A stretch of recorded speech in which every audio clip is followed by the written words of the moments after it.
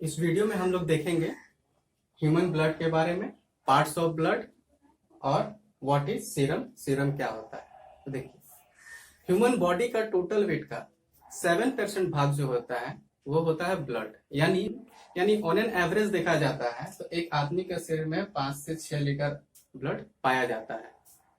दूसरा, इसका जो पीएच वैल्यू होता है वो कितना होता है, 7.4।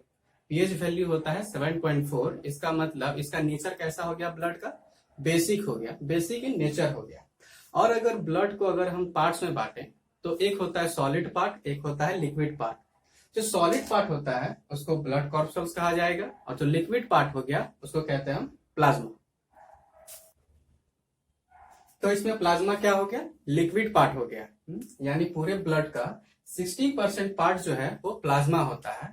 और इस प्लाज्मा जो है इसके अंदर 90% वाटर, 7% प्रोटीन, 0.9% सॉल्ट और 0.1% ग्लूकोज का ये होता है, इसमें पाया जाता है। ठीक है।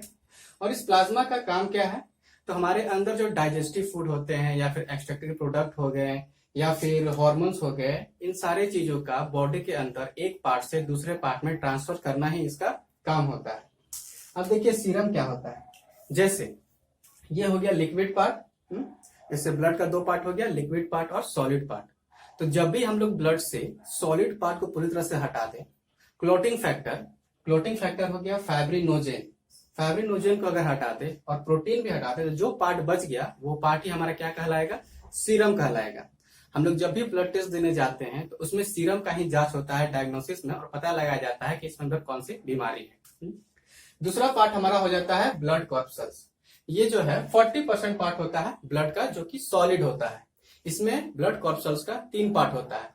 पहला आरबीसी, डब्ल्यूबीसी और ब्लड प्लेटलेट्स। आरबीसी यानी red blood corpuscles, WBC white blood corpuscles, और हो गया ब्लड प्लेटलेट जिसका दूसरा नाम थ्रोम्बोसाइट्स भी है। इस तीनों के बारे में हम लोग नेक्स्ट वीडियो में बात करते हैं। Thank you.